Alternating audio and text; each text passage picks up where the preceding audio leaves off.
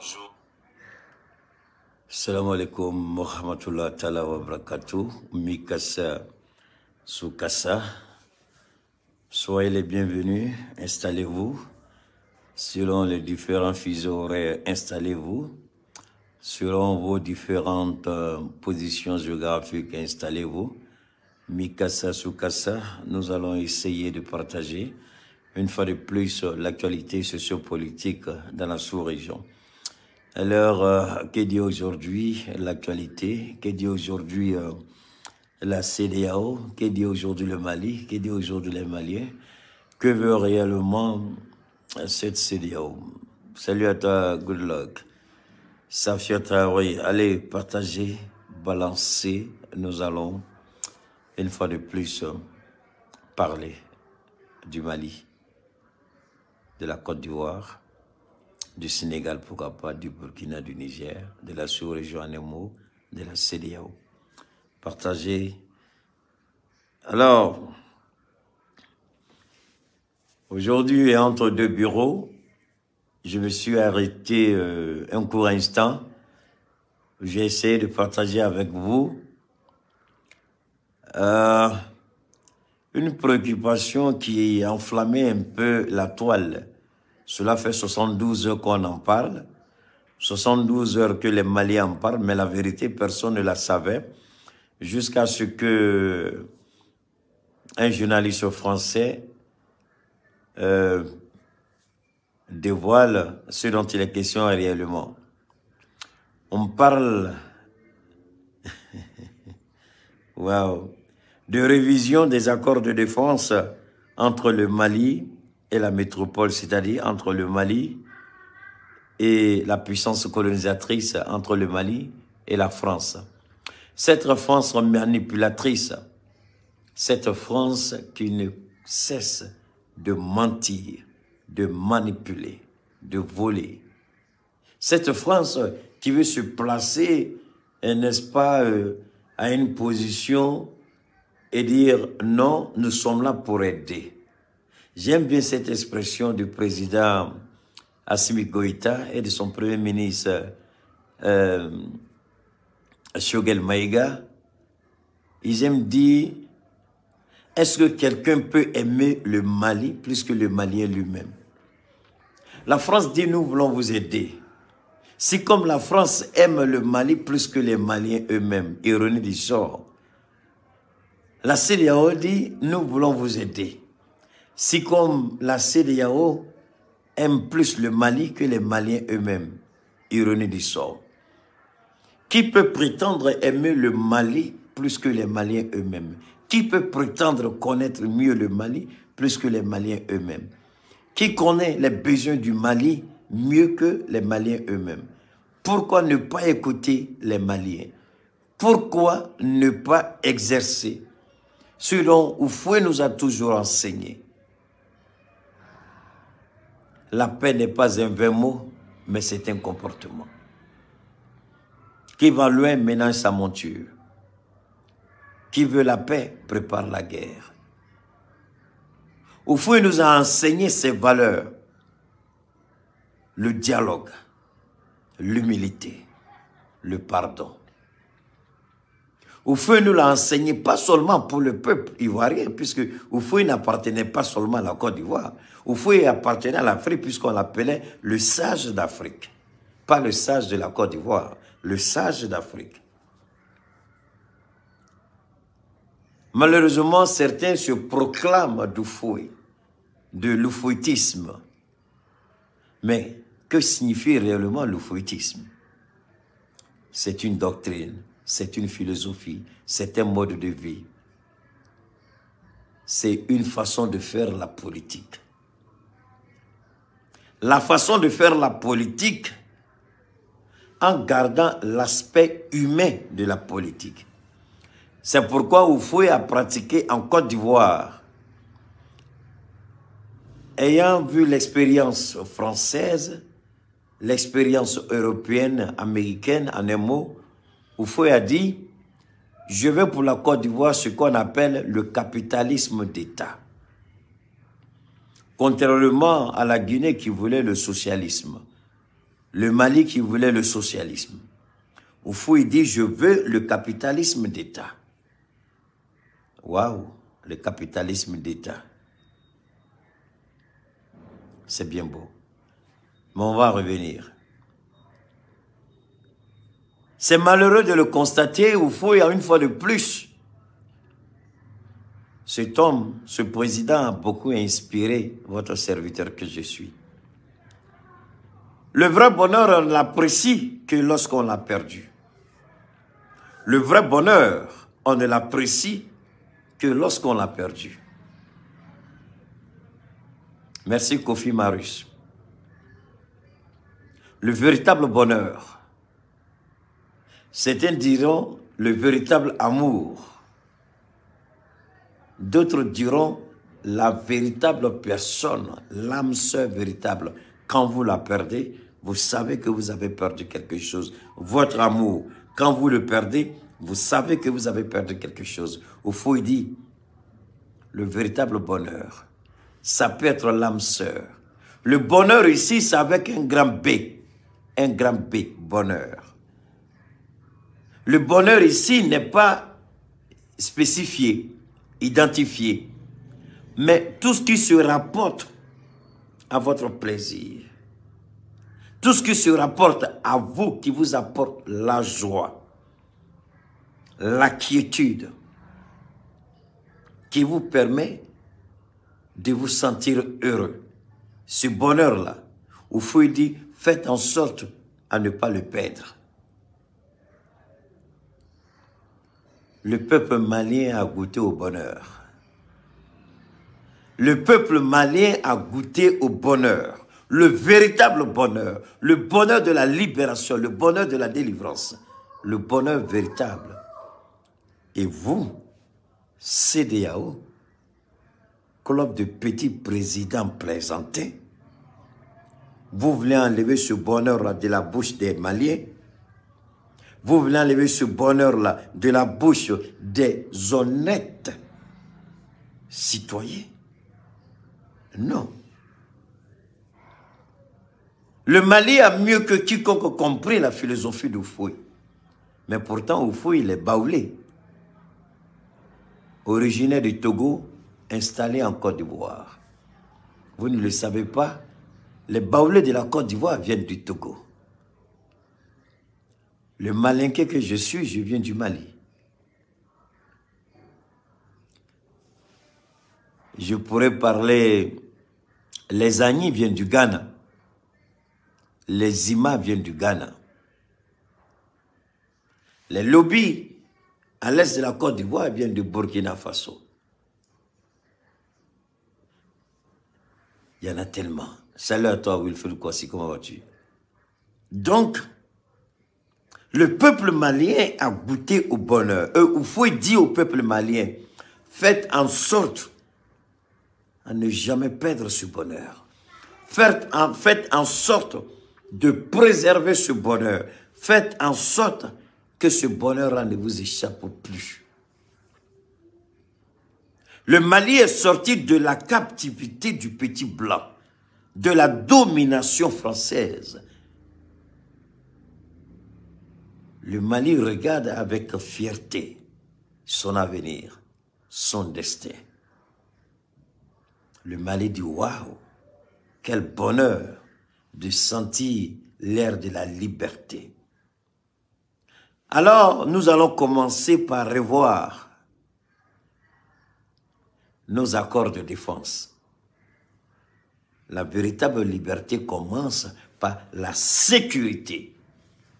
C'est pourquoi vous voyez quand les gens construisent les maisons, il y a ces clôtures, des chiens de garde, des compagnies de sécurité, parce que la sécurité est primordiale dans la vie d'un être humain.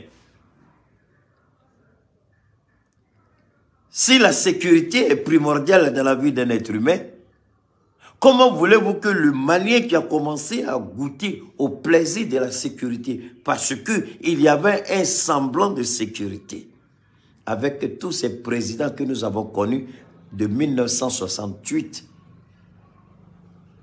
jusqu'en 2019 ou 2020, un truc comme ça. c'est-à-dire de 1960 à 1968, le Mali, bien que n'étant pas dans l'opulence, avait sa dignité.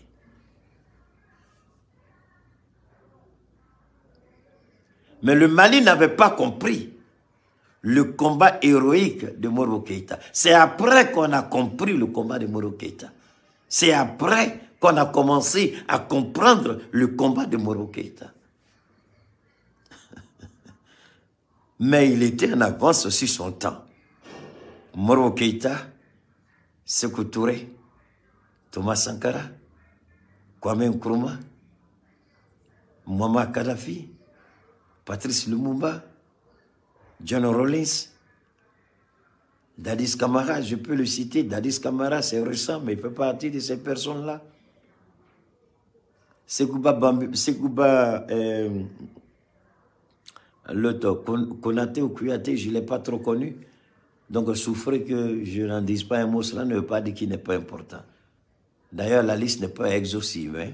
Il y a plein de noms encore. Je n'oublie pas Mandela et autres. Le Mali a commencé à retrouver le chemin de la gloire, le chemin de la liberté. Cette liberté qu'on a essayé d'étouffer, d'étrangler. On dit le Mali n'a pas droit au bonheur. Un peuple qui goûte au bonheur, on lui dit, tu n'as pas droit au bonheur. Waouh, ça c'est la France.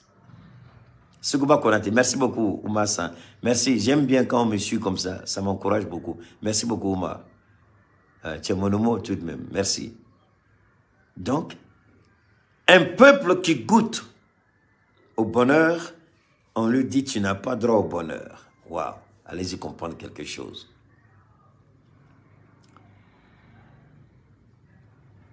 Mais je vais vous faire une révélation aujourd'hui. Merci beaucoup. Le Premier ministre, les Français le savent.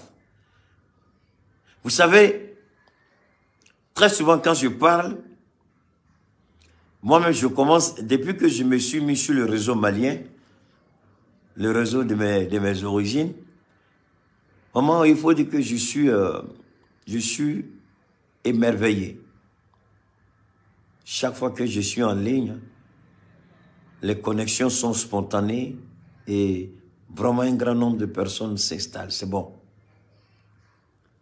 Continuez à partager, continuez à inviter, partager. Je ne vais pas les voir, on a comme les partager, mais je vous fais confiance. Hein? Mais maintenant, là, ce que vous allez faire, chacun va multiplier, chacun prend 2 et puis partage. Ça fait 1140. Chacun partage 2, ça fait 1140 partages, rapidement. Parce que les gens ne savent pas qu'on est en ligne, donc allez les chercher à travers les partages. Vous savez, il y a le Premier ministre, Choguel Maïga, il a fait exprès, lors de sa conférence de presse, du samedi. Je vais vous faire écouter la version Bambara, hein. Il a parlé dans le 2, il a fait à peu près 1 heure. Je vous ai fait écouter une partie la dernière, hier, je crois, on a fait 8 minutes, mais on était, la partie que j'avais faisait à peu près 24 minutes. Là, c'était la version française, ici, c'est la version Bambara. Je voudrais dire quelque chose rapidement. Merci, Oumar. Je voudrais vous dire quelque chose. C'est important. Vous savez, quand le Premier ministre Choguel Maïga a parlé, j'ai pris le temps, j'ai écouté. Beaucoup de gens parlent de ce que Choguel a dit. Mais Dieu vous a fait une grâce. Mon foyer Dongodo, je vous dis ça toujours. C'est-à-dire ce que j'avais l'habitude de dire il y a des années de cela. Lorsque mon audience était plus ou moins un peu limitée à la Côte d'Ivoire, bien entendu que c'est plus les Ivoiriens qui étaient connectés, particulièrement l'opposition, j'avais toujours l'habitude de dire ceci, Dieu a fait grâce. Et Dieu me permet d'anticiper toujours. la démonstration a été faite. J'ai demandé que les autorités maliennes portent plainte contre la CEDEAO et l'UMOA, la BCAO. Choguel a dit, une plainte est en train d'être déposée. Je l'avais dit. Dieu merci. Vous ne direz pas que je suis un menteur. J'ai dit que la compagnie française n'a pas d'excuse pour ne pas venir au Mali. Elle peut passer soit par Nouakchott, soit par Conakry. Elle a décidé de passer par Nouakchott. Est-ce que j'ai menti? Vous étiez témoin. Deuxièmement, c'est pas fini. J'ai demandé que les licences d'exploitation des compagnies qui refuseraient de faire la liaison Bamako et les différentes villes auxquelles ces compagnies sont assignées, il faut purement et simplement leur retirer leur accréditation, leur autorisation. Cela a été dit et vous avez vu la réaction de Air France. Donc,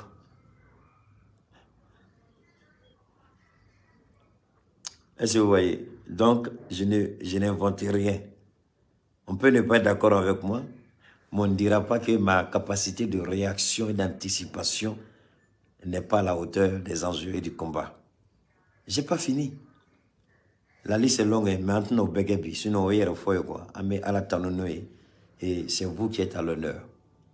C'est vous qui êtes à l'honneur parce que c'est vous qui m'encouragez. Parce que c'est vous qui me donnez la force chaque fois que je vais devant vous. Je dis, aujourd'hui, cela mérite mieux. Moi, je me dis, hein, je ne mérite même pas d'être devant vous. Vous méritez mieux que ça. Vous méritez, je le dis, vous méritez mieux que ça. Parce que si vous avez la bonne information, et moi je me dis je suis trop petit, mais c'est Dieu qui décide. Vous méritez mieux que ça. Parce qu'un peuple bien informé, bien cultivé, ce peuple-là, on ne peut pas s'amuser avec lui. Donc moi, mon rôle, c'est de jouer ça. C'est-à-dire, c'est de veiller à ce que le peuple, à défaut que 80% ou 70% ou 60% du peuple ait la chance d'avoir fréquenté certaines écoles, moi je dis non.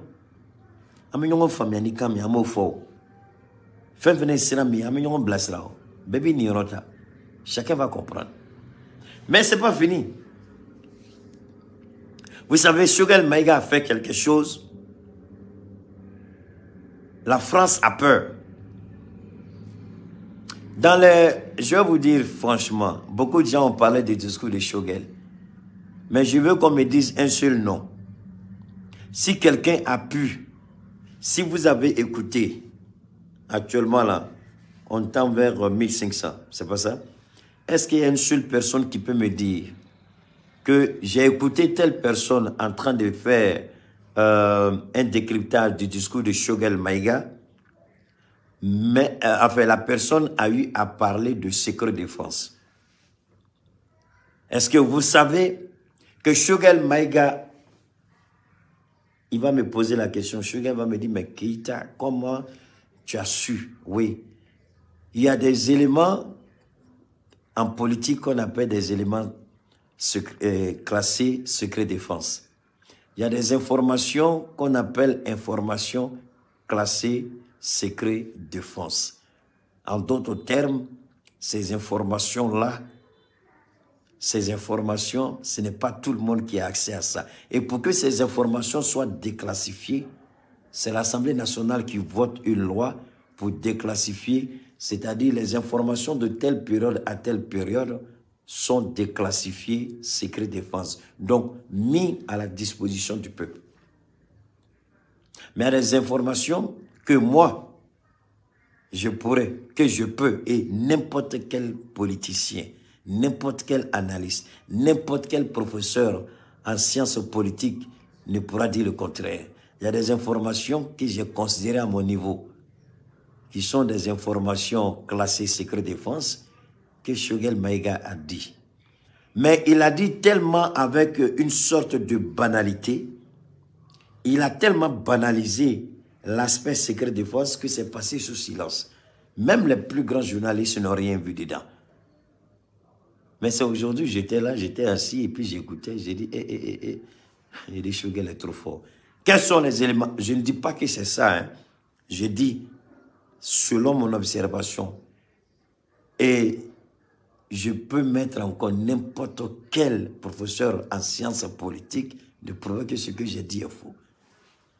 Lorsque je prends un exemple rapide, le commandant des forces Barkhane en 2016 à Dakar, non, après avoir fait le tour de ces éléments, en N'Djamena, Faya Largio particulièrement, il dit à la force Barkhane, nous étions ici il y a 100 ans. Nous sommes partis il y a 60 ans. Nous sommes revenus pour rester 100 ans. Ce sont des informations qu'on appelle top secret défense. Ça, ce sont des informations classées secret défense. Si vous ne me croyez pas, si vous avez un professeur, je ne dis pas les... Même les petits journalistes n'ont pas l'intelligence assez futée pour comprendre ça. Je suis sûr que Choguel Maïga dit, mais comment diable petit Keïta il a su que ça c'est une information. Ce qu'il a dit n'est pas mauvais. Hein? Ah, non, non, non, pas mauvais en soi. C'est le pays qui détermine, hein? Le gouvernement détermine de ce qui doit être classé secret défense. Il n'y a pas un truc, mais vu la sensibilité de l'information, souvent, c'est les informations. Quand une information aussi sensible que celle-là, qui peut mettre en péril la cohésion entre les deux, qui peut mettre en péril, c'est-à-dire les accords bilatéraux entre la France et le Mali, à cause de cette simple information, sur la base d'une vérité établie, le Mali, je dis bien, le Mali pouvait décider de rompre ses relations diplomatiques avec la France, comme l'a fait l'Algérie. Ce qu'Emmanuel Macron a dit en ce qui concerne l'Algérie, c'est un bout d'élément classé secret défense que Emmanuel Macron a utilisé. C'est là le président algérien a frappé. Le président algérien a frappé la France. Il a fait le rappel de son ambassade et il a suspendu l'exploitation de l'espace aérien algérien. Et aujourd'hui, la France dépense beaucoup plus d'argent parce qu'il faut faire le tour de l'Algérie, ça revient beaucoup trop cher en kérosène. Alors, on continue. Donc, Choguel Maïga nous a donné des informations clés, des informations cruciales. Il a demandé, comme je vous l'avais dit, il a demandé la révision, c'est-à-dire revisiter en termes diplomatiques ou en termes politiques. Il faut faire une relecture des accords militaires entre la France et le Mali. Mais pourquoi en sommes-nous arrivés là? Parce que Choguel Maïga a dit, je le disais aujourd'hui à une amie avec qui j'étais en communication, elle est en Italie, on discutait, et je dis, on parlait du discours de Choguel, j'ai dit, mais la France,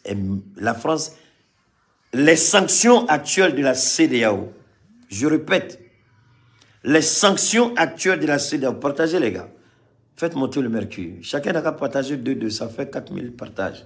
Les sanctions actuelles de la CEDEAO, je le répète avec assurance, sans le moindre doute, avec une certitude absolue, les sanctions actuelles de la CEDEAO ne sont que la face visible du iceberg. En d'autres termes, si la France, conformément à ce que Choguel Maïga dit, si la France avait eu sa voix, si la volonté de la France avait été exaucée, le Mali serait en train de se chercher aujourd'hui. La France a essayé depuis des mois, écoutez bien, depuis des mois, la France a essayé de torpiller le Mali. Chaque fois que le Mali sortait pour chercher de l'argent, chaque fois que le Mali, quand il cherchait de l'argent, c'est-à-dire aller vers ses partenaires, les partenaires, ça peut être les banques, ça peut être les institutions, ça peut être les marchés publics, ça peut être des institutions.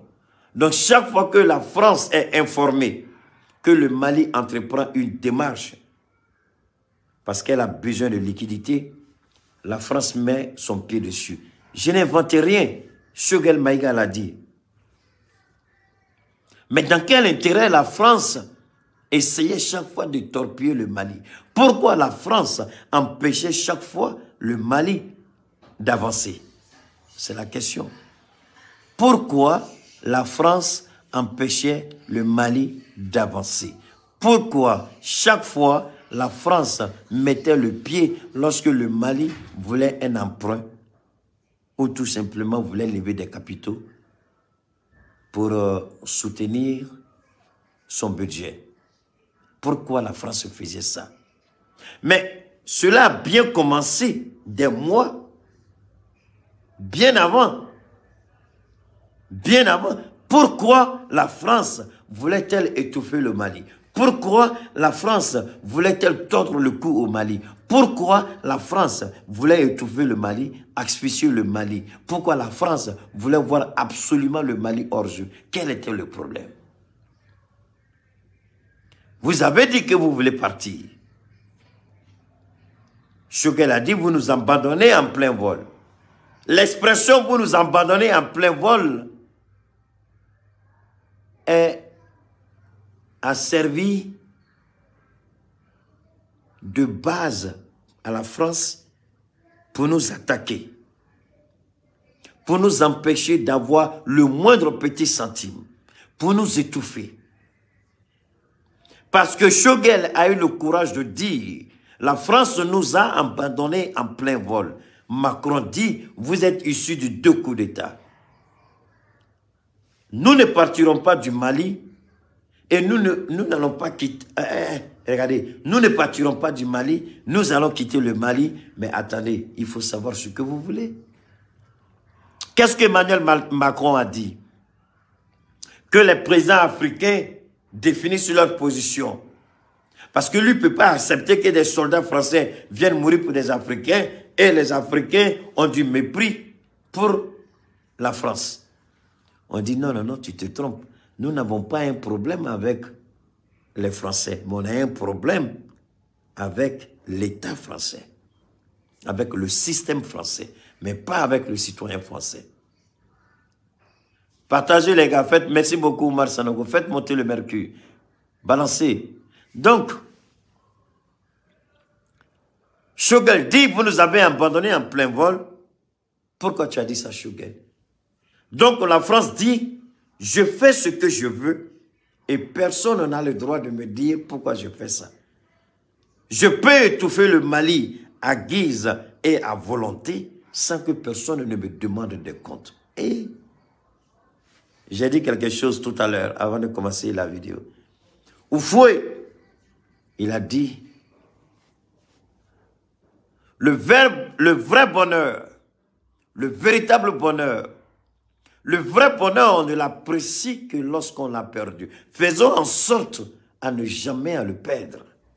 Ah, le Mali a goûté au bonheur. Le bonheur avec Assimi Goïta, la liberté, la dignité, la souveraineté, l'indépendance.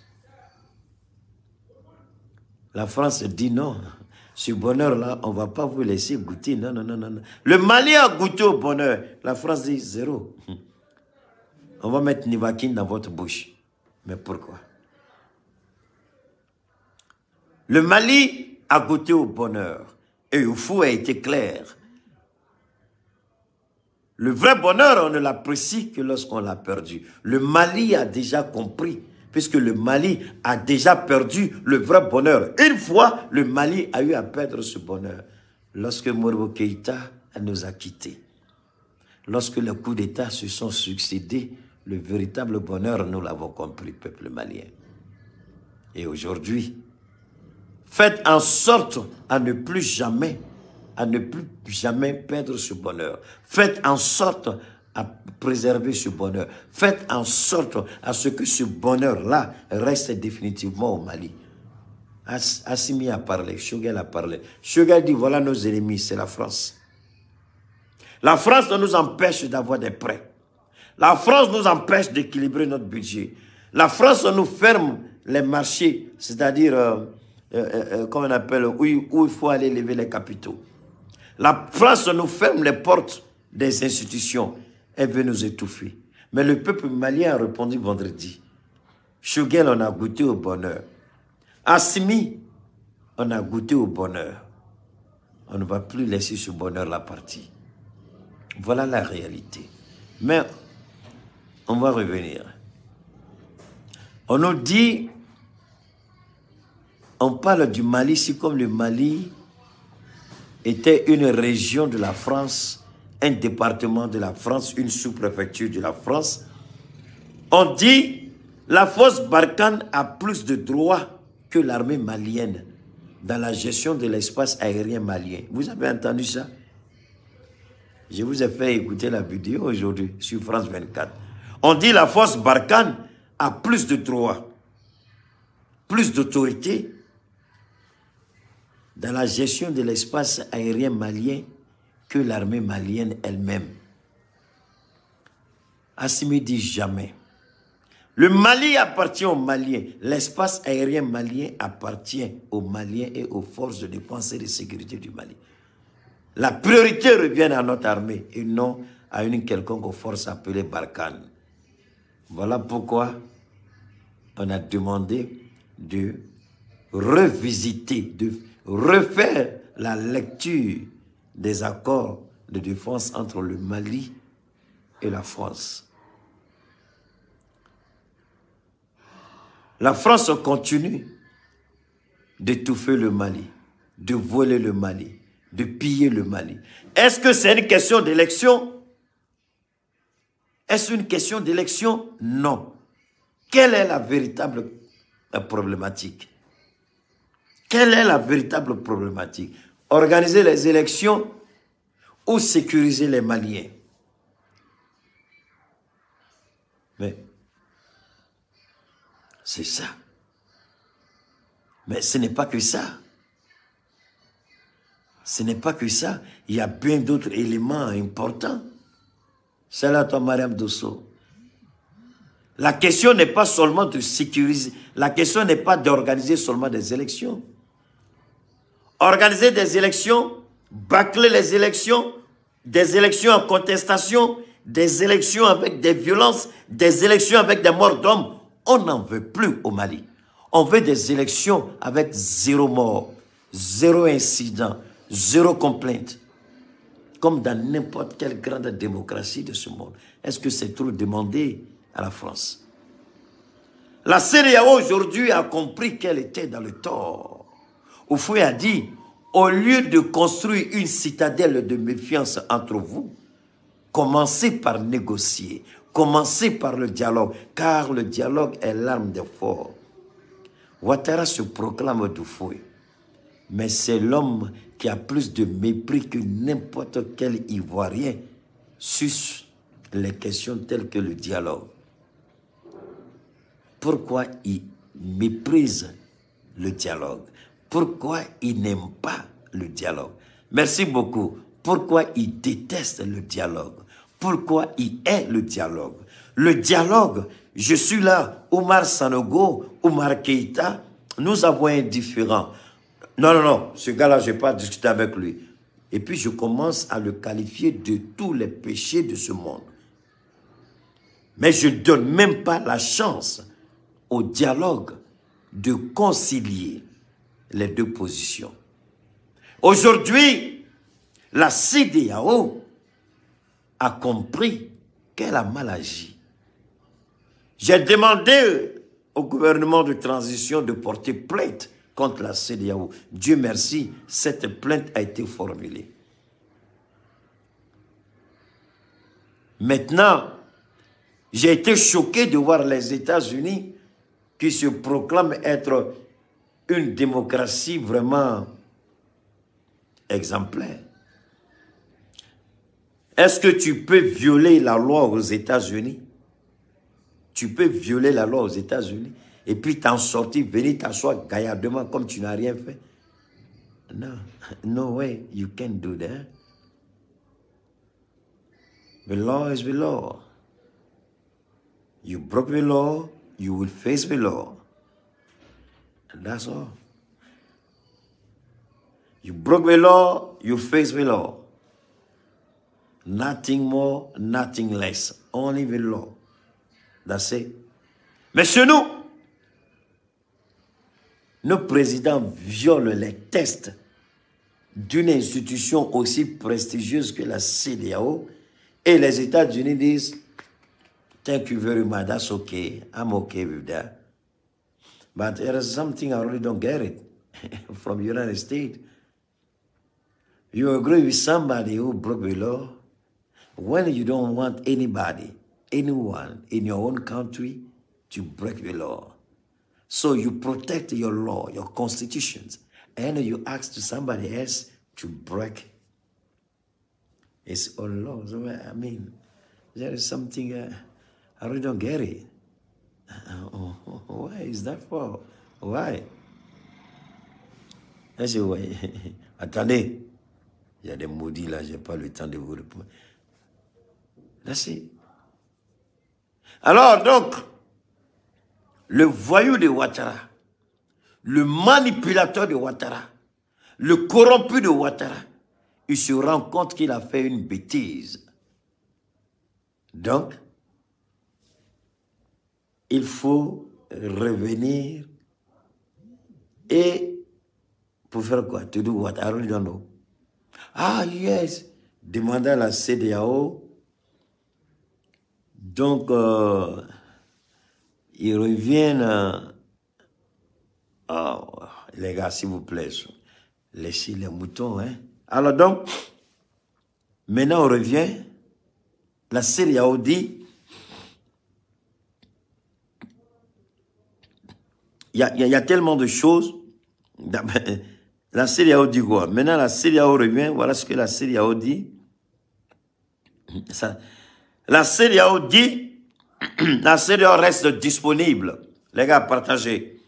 La CEDEAO reste disponible pour accompagner le Mali pour le retour à l'ordre constitutionnel à travers des élections crédibles dans un délai raisonnable et réaliste. Do you guys, ça ne vous rappelle rien?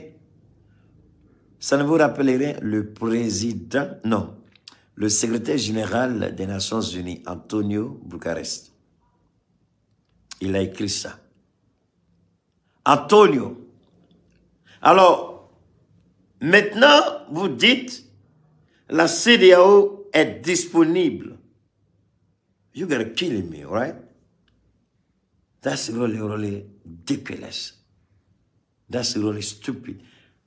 First, la CEDEAO a fait preuve d'une malhonnêteté et d'une négligence sans précédent. First, Assimi Goïta a envoyé le 31 le ministre des Affaires étrangères avec quelques membres du gouvernement et du CNT à Accra. C'est pourquoi j'ai dit à Chris Yapi, Dieu merci, Choguel Maïga a relevé la tête de Keïta. Choguel Maïga a donné de la grandeur à Keïta. Choguel Maïga a dit à Chris Yapi, dans son interview, indirectement, il a dit à Chris Yapi, ce que Keïta dit, c'est la vérité. On n'est pas allé négocier avec Ouattara. Et Choguel l'a dit de façon claire et nette. On a été au Ghana présenter notre chronogramme. C'est tout. On a été au Ghana présenter notre chronogramme. Et on a demandé à personne d'intervenir de quelque manière que ce soit. Sugar l'a dit le samedi. J'avais dit ça à Chris Yapi. Je dis, c'est pas respect et courtoisie de bon voisinage. Jamais il n'a été question que Ouattara intervienne. Donc il faut garder son esprit. Alors donc, mon petit Youssef, tu ne comprends pas. Vous savez, on n'a pas le temps de venir s'asseoir ici, vous expliquer comment la diplomatie fonctionne, comment certaines personnes sont influentes, comment certains États sont influents. Comment... Non, non, non. Moi, je n'ai pas ce temps. Je n'ai pas ce temps. Peut-être que tu viens de commencer à me suivre. Donc, ouvre ton intelligence et au fur et à mesure qu'on avance, tu vas gagner en compréhension, tu vas gagner en savoir, en expérience, et puis tu vas comprendre les choses. Je n'ai pas venu ici, la diplomatie, non, non, non, c'est pas pour ça. Alors donc, voilà la CEDEAO aujourd'hui qui dit nous sommes disponibles. Mais le 31, ils ont dit que ce n'était pas réaliste. Ils ont envoyé Jonathan Goodluck le mercredi négocier un autre calendrier. Jonathan, il est venu, un deuxième calendrier. Nous-mêmes, on ne savait pas ça. C'est Chogali qui a révélé ça. Un deuxième calendrier a été remis à Jonathan Goodluck, puisque la première devait servir de base de discussion. C'était une base. Alors donc, Jonathan Goodluck retourne et les chefs d'État refusent de prendre en considération les aspirations profondes, légitimes et souveraines du peuple malien. Ils passent à l'offensive, sanctions. Et dans leur bêtise, ils commettent des impairs. Dans leur bêtise, ils violent les tests. Dans leur bêtise, on ne peut pas appliquer ces tests sans violer le principe du droit. Et aujourd'hui, certains chefs d'État se plaignent que l'état de droit, le droit n'a pas été respecté. La base juridique pour soutenir ces sanctions n'existait pas. Je l'avais dit avant que tout le monde en parle. J'ai dit qu'il n'y a aucune base juridique pour sous-tendre ces sanctions. Dieu merci, vous entendez aujourd'hui. Salat à ma chérie Awa. Donc, la CEDEAO a compris. Mais pourquoi la CEDEAO se laisse manipuler par un patron tel que Ouattara, un irresponsable tel que Ouattara, un magouilleur tel que Ouattara? Lorsque les Oufou et les Senghor et autres mettaient en place la CEDEAO en 1975, mais Moribo n'était pas là, Moro Keïta n'était pas là. Mais en 1975, l'objectif c'était quoi? L'intégration des peuples. Créer une zone d'échange, une zone monétaire, un vaste marché. C'était l'objectif. Mais l'objectif a été violé. Alors, vous avez pris des décisions iniques, cyniques, inhumaines, illégitimes. Des décisions illégales. Aucune base juridique. Devant un tribunal, comment la CEDEAO va se défendre? Ça, j'aimerais bien le savoir. Deuxièmement, la CEDEAO dit on reste disponible. Oui, mais avant que la CEDEAO ne dise, Assimi a dit, je ne ferme pas la porte du dialogue, parce que la CEDEAO a plus à perdre que le Mali. Ça, je voudrais que ce soit clair. Parce que si aujourd'hui on fait une évaluation, le Sénégal à lui seul gagne près de 800 milliards chaque année avec le Mali. Je dis bien, le Sénégal à lui seul gagne près de 800 milliards de nos francs avec le Mali. Je ne parle pas de la Côte d'Ivoire, je ne parle pas du Burkina, je ne parle pas du Niger. Mais est-ce que le Mali va ressentir? Oui, je l'ai toujours dit les premiers moments. Parce que lorsque le réseau de distribution sera bien établi, c'est fini. Cette perturbation, elle est normale. Mais elle va passer. Si le Mali arrive à s'approvisionner correctement, où est le problème? On nous dit, ah, le Mali ne pourra plus payer ses militaires, le Mali ne pourra plus payer ses fonctionnaires. That's really bullshit. That's really bullshit. Je vais vous expliquer. Le Mali a la possibilité de mettre ce qu'on appelle des bons souverains, garantie souveraine. Le Mali peut s'entendre avec des tierces personnes, même avec des entreprises privées, pour avoir de l'argent. Avec la garantie souveraine, le Mali s'engage à payer sur un délai déterminé avec l'entreprise en question. Ça, c'est un. Donc, le Mali ne sera jamais en faillite de liquidité. Deuxièmement, le Koweït a demandé au Mali de lui soumettre dans les brefs délais ses besoins immédiats. Ce que le Mali attend, c'est un prêt de la part du Qatar, je crois. J'ai dit Koweït-Qatar, c'est un prêt remboursable que le Qatar est prêt à donner au Mali. L'Algérie est prête à soutenir le Mali. L'Afrique du Sud est prête à soutenir le Mali. Donc, le Mali aujourd'hui, dans cette phase de difficulté, elle a besoin de soutien. Et les soutiens sont là. Donc, moi, je ne sais pas, ces petits menteurs, ces vauriens, ces incultes, ces irrationnels viennent là alarmer les gens. Blablabla, le Mali sera enfin des liquidités dans 2 semaines, dans 3 semaines, dans 1 mois, dans 3 mois. What the fuck is this? Tout ça, c'est quoi? Parce que ceux qui sont à la tête du Mali, ce sont des bois. Ceux qui sont à la tête du Mali, ce sont des idiots. Ils ne savent pas réfléchir. Ils ne font pas. Mais pour que le Mali tienne, pour que Assimi arrive à bloquer la France, parce que la France a déployé tous les moyens à sa disposition pour étouffer, pour asphyxier, pour mettre le Mali à genoux. Mais la France a échoué. Je dis, les sanctions, CEDEAO là, c'est la face visible du iceberg. Ce que la bactérie que la France a déployée contre le Mali, je jure, si le Mali n'était pas une terre bénite, si le Mali n'avait pas la bénédiction de nos parents, au nom de Dieu, le Mali serait à genoux au moins pour 50 ans. La France a mis tout en œuvre. Choguel l'a dit. Permettez-moi de vous parler aujourd'hui. Demain, je vous fais écouter les bandes audio de Choguel. Vous avez entendu mon point parler demain. J'ai tellement de choses à dire que si on va avec les bandes audio, on risque de prendre trop de temps. Alors que je n'ai pas envie de trop vous garder pour un long... hein? Pour être trop long. Pour savoir se retrouver, il faut savoir se quitter. Alors donc, vous avez compris.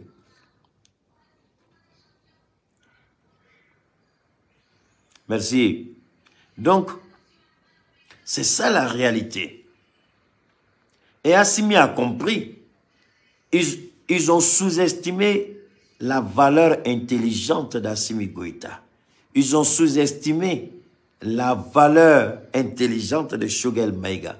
Ils ont sous-estimé la valeur intelligence des colonels qui sont au pouvoir à Bamako. C'est pourquoi ils se sont livrés. Et Alassane Ouattara, si vous voyez que, je vais vous faire une confidence et j'invite chacun à la réflexion suivante. Videz votre esprit. Ok? Chacun vide un instant son esprit. Chacun se concentre et écoutez bien ce que je dis. Chacun essaie de faire un vide pour avoir maintenant commencer à réfléchir. Regardez. Pourquoi la CEDEAO prendrait-elle des décisions illégitimes, illégales, inhumaines, si la France n'avait pas sa main dedans? Et vous avez vu Emmanuel Macron courir, aller dire des décisions fortes, blablabla, bla, bla. Vous l'avez entendu? Parce que lui-même, il a utilisé tous les moyens illégitimes, illégaux, inhumains pour asphyxier le Mali, pour étouffer le Mali, pour tuer le Mali, pour mettre le Mali à genoux. Il a utilisé tout ça dans le noir. C'est pourquoi je parle de la face visible. Ce qui est enfoui sous la mer, vous ne l'avez pas vu. C'est pourquoi l'action de la CEDEAO est la conséquence logique du comportement d'Emmanuel Macron, ce que vous n'avez pas vu. Donc ce que la CEDEAO a fait avec Alassane Ouattara vous donne une idée de ce que la France était en train de faire dans le noir. Ce que vous et moi, nous n'avons pas vu, mais que le Premier ministre nous a dévoilé. Maintenant, essayez de réfléchir sur les deux. Il faut avoir un Assimi Goïta pour vouloir encore coopérer avec la France. Parce que si c'était un Keïta là, les mangas là, nous on a cru qu'il y a longtemps, on a dit non, non, on est français, on a bana. Si, merci beaucoup. Donc, je reprends. Comme tout le monde n'a pas la capacité de réagir en même temps, je reprends pour que ceux qui n'ont pas bien compris comprennent bien. Les décisions de la CEDEAO de mettre le Mali à genoux, des décisions inédites en violation des textes et de la BCEAO et de la CEDEAO sont la conséquence logique de ce que la France faisait dans le noir, ce que la France magouillait dans le noir avec les banques, avec les marchés des capitaux, excusez-moi, avec les institutions, avec les entreprises, pour empêcher le Mali d'avoir de l'oxygène, c'est-à-dire de la liquidité pour fonctionner. Donc, le fait que la France ait encouragé cette violation de tests de la CEDEAO et de la BCEAO, cela en dit long du caractère cynique, sadique, inhumain de la France, cette main noire de la France qui a tenté d'étouffer le Mali, mais elle a échoué. La France a échoué. C'est pourquoi je dis, les sanctions de la CEDEAO ne sont que la face visible du iceberg. Parce que la France a agi dans le noir. Pourquoi la France a agi dans le noir? Comment je le sais? En 2016, le commandant de la force Barkhane à Foya-Largeau, au Tchad, il dit, nous étions là il y a 100 ans. On est parti il y a 60 ans, on revient pour rester pour 100 ans. Les 100 premières années, c'était l'esclavage, la colonisation et puis la traite négrière. Colonisation, traite négrière, esclavage, les 100 premières années. Les 60 ans, ce sont nos 60 ans d'indépendance. Donc, ils reviennent maintenant pour rester pendant 100 ans. Est-ce que vous allez laisser? Il s'agit de l'avenir de nos enfants, l'avenir de nos petits-enfants. Eux, ils viennent voler chez nous pour construire l'avenir de leurs enfants. Ils viennent voler chez nous pour construire l'avenir de leurs petits-enfants. Ils viennent voler chez nous pour être les premières puissances. Parce que la France est la 4e puissance qui a plus d'or que n'importe quel pays au monde. La France est en 4e position, alors que la France n'a même pas un grain d'or dans son sous-sol. D'où vient ce or? D'où vient l'or qui fait de la France la 4e puissance? D'où vient l'uranium qui fait de la France la première puissance nucléaire civile au monde? Nous sommes venus pour rester pendant 100 ans. Donc c'est un message et vous voulez que Assimi s'asseye pour regarder la France voler l'avenir de nos enfants, voler l'avenir de nos petits-enfants, que nous soyons encore des esclaves. Mais pourquoi la France dit, nous allons rester encore pour 100 ans? Pourquoi? Est-ce que quelqu'un connaît la réponse? Est-ce que quelqu'un connaît la réponse? Pourquoi la France dit? La France a dit à qui? Aux soldats de la force Barkhane. C'est le commandant de la force Barkhane qui dit aux soldats de la force Barkhane, nous allons rester pour 100 ans. Mais pourquoi il le dit? Est-ce que quelqu'un a une idée? On va aller vite. Il le dit à cause du franc CFA. Le franc CFA, c'est ce que malheureusement, il n'a pas été un homme de conviction. Le franc CFA Alpha Condé l'a dit, il faut couper le cordon ombilical. C'est le franc CFA qui permettra à la France de rester pendant 100 ans. C'est le franc CFA qui fera de nous des esclaves de la France. C'est le franc CFA qui va organiser la traite négrière. C'est le franc CFA qui fera de nous encore des colonies sous domination. Donc, le franc CFA, tant qu'on restera dans le franc CFA, la France risque de nous dominer encore pour 100 ans.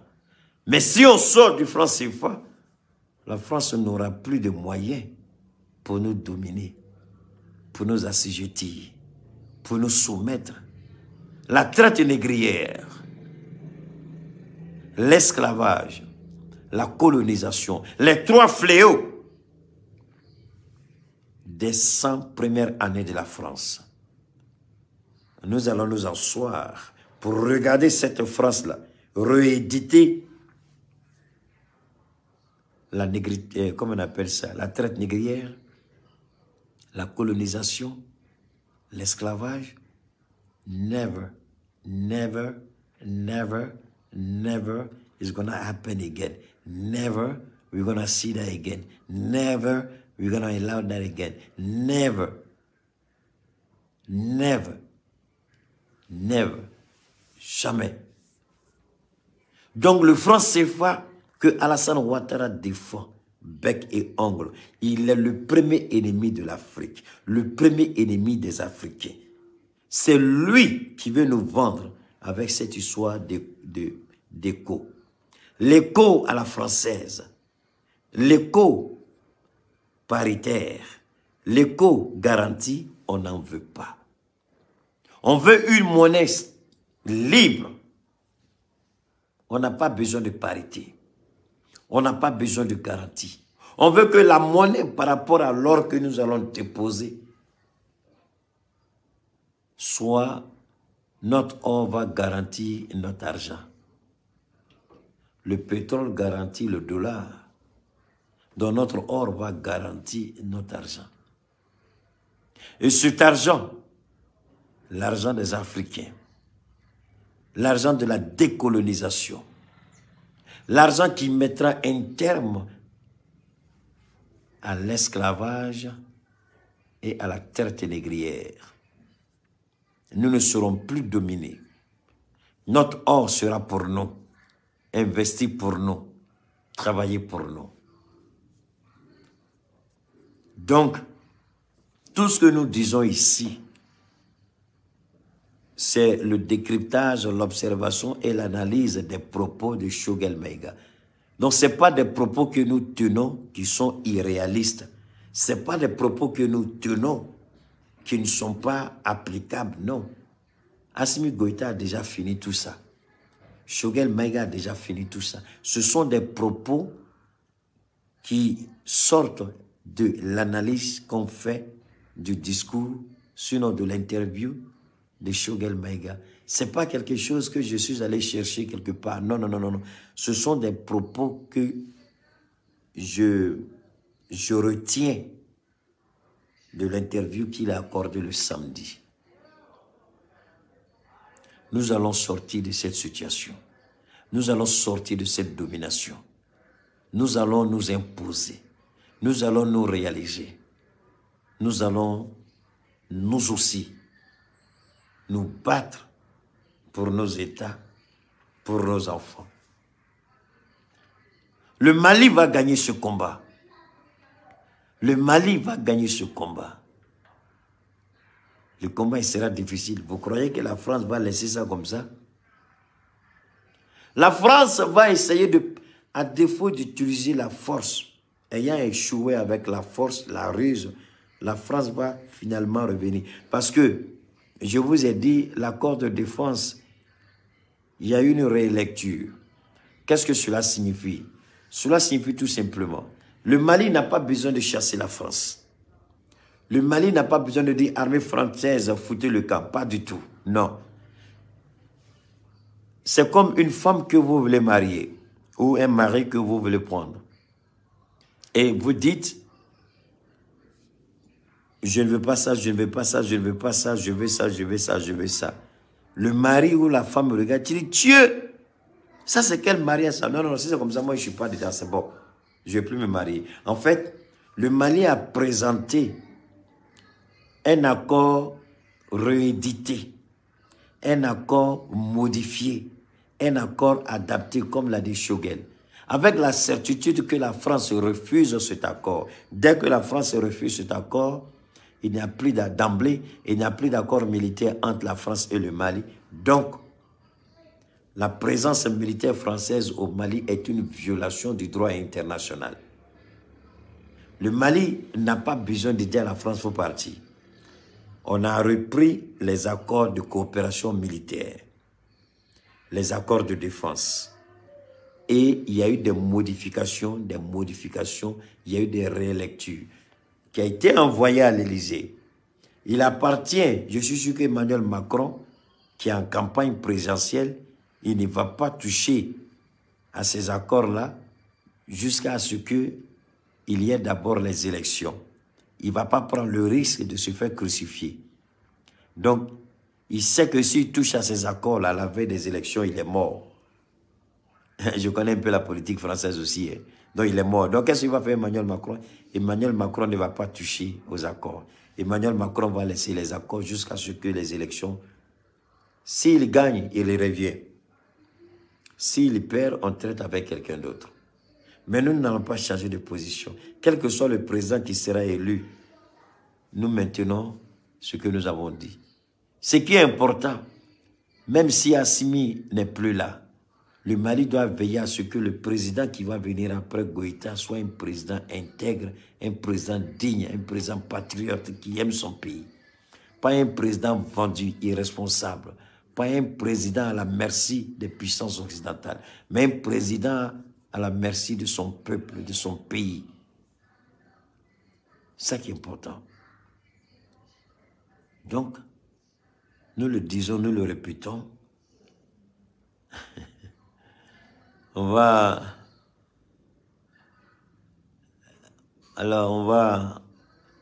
se donner rendez-vous pour demain. Passez une bonne soirée, une bonne journée. Que Dieu permet qu'on se retrouve tous, Inch'Allah. N'oubliez pas de partager. Attendez, attendez. Moi, donc, Rama, comment vas-tu? On va se retrouver demain, Inch'Allah, avec la grâce et la bénédiction d'Allah subhanahu wa ta'ala. Merci à vous.